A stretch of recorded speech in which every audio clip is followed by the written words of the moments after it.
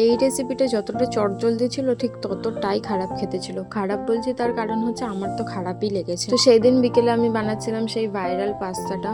সেই পাস্তা বানানোর জন্য ফার্স্টে প্রেসার কুকারে অল্প একটু তেলটা গরম হয়ে গেলে তাতে দিয়ে দিতে হবে কুচি করে কাটা পেঁয়াজটাকে হালকা করে ভেজে নিতে হবে ব্রাউন হওয়া পর্যন্ত। আমি তো পুরো কালোই করে দিয়েছিলাম, তোমরা ব্রাউনই করো।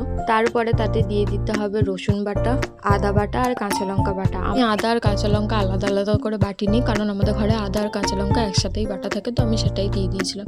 তারপরে ওইগুলো হালকা ভাজা হয়ে গেলে আমি দিয়ে দিয়েছিলাম টমেটো দেওয়ার পরে অল্প একটু নুনও দিয়েছিলাম। তাতে দিয়েছিলাম হলুদ গুঁড়ো আর জিরে গুঁড়ো। আমাদের ঘরে লঙ্কার গুঁড়োটা ছিল না বলে তাই আমি দিইনি, তোমরা একটু দিয়ে দেবে, টেস্টটা ভালো আসে।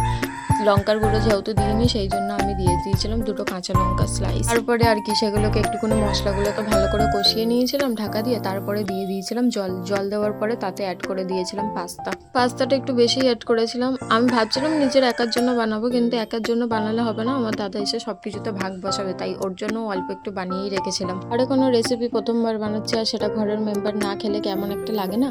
তারপরে অল্প একটু নুনও আমি দিয়ে দিয়েছিলাম।